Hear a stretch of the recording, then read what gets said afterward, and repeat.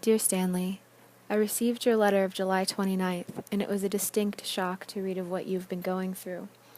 I had no idea that such a condition existed, thinking that you were getting along fine and living a nice, quiet, normal life. It's a damn shame that a man has to be burdened with trouble such as you have been. I only hope that Helen will soon regain her strength and be back with you again. I just can't tell you in a letter how I feel. Write me again when you can, and I hope you will have good news to tell me. For women especially, we didn't have to be very sick to be put away. It was considered to be part of their, in our heads.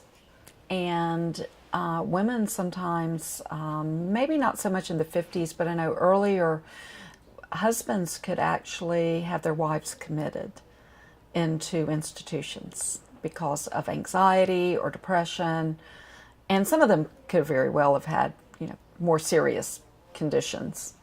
If the stressor was her family life and her husband and raising children and keeping a house and doing all of this and removing her from that, teaching her new coping skills or just talking about it with other people. I think it's just so sad. And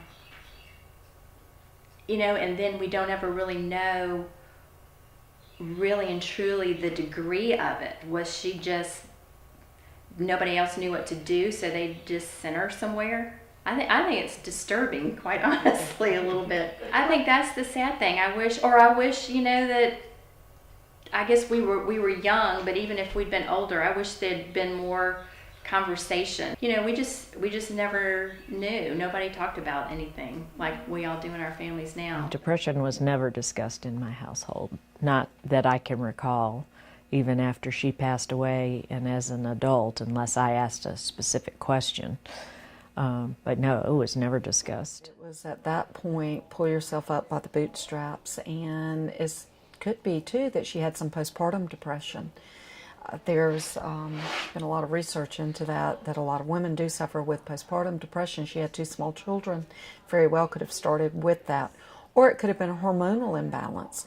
We do know that women have hormonal imbalances, which in the 50s and 60s, again, it was treated in our heads. I don't think that there was like this discussion of we're not going to talk about it. I think that the protocol is you just don't talk about that kind of stuff to anybody, and you kind of keep it really close to your vest, your chest. You don't share that with anyone. Yeah, I would just say I wish that we could have made it all better, because that was a long period of time to have to suffer through all that. I know she was hurting, and just to have that empathy and that understanding, because I've had, my own issues. I just feel like that would be something that would make us closer. So I would give anything to be able to have a conversation with her and visit with her and just talk.